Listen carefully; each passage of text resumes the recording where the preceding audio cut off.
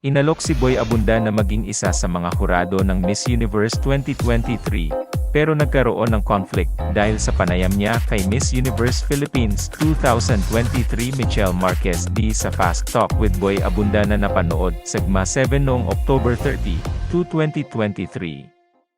Mahigpit na ipinagbabawal sa mga napiling hurado sa Miss Universe ang pagkakaroon ng interaksyon sa mga kandidata para maiwasan ang bias o magkaroon ng mga issue. Gaganapin ang Grand Coronation NGF Miss Universe 2023 sa Jos Adolfo Pineda Arena, sa San Salvador, El Salvador, sa Nobyembre 18, 2023. Ito ang pangunahing dahilan kaya, sa pangalawang pagkakataon, hindi matutuloy ang partisipasyon ni Boy sa International Beauty Pageant.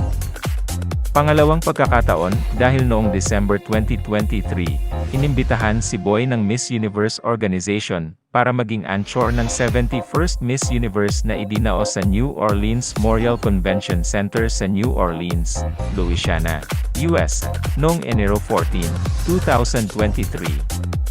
Gustuhin man niyang tanggapin ang tempting offer, tumanggi si Boy dahil tiyak na magkakaroon ng malaking problema sa kanyang schedule. Hindi na pwedeng mangibang bansa si Boy noong mga panahong iyon dahil abala na siya sa paghahanda para sa kanyang bagong programa sa GMA 7, ang Fast Talk with Boy Abunda, na nagsimula noong Enero 23, 2023. Hindi man siya naging bahagi ng Miss Universe 2022, naging bisita ni Boy sa Fast Talk with Boy Abunda noong May 9, 2023 ang Miss Universe Organization owner at day business tycoon na si Anne Jakrajutatit. Nahaharap ngayon sa malaking pagsubok si Annie dahil naghain ng bankruptcy ang kanyang kumpanya sa Thailand, ang JKN Global Group, na may pinagdaraanang liquidity problems matapos hindi mabayaran ang bonds na nagkakahalaga ng $12 million.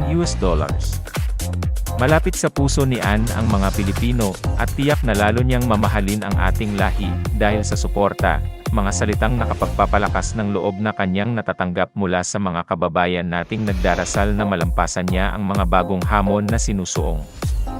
Mababasa sa comment section ng official social media accounts ni Anne ang mga nakakataba ng pusong mensahe ng masidhing suporta sa kanya ng mga Pilipino.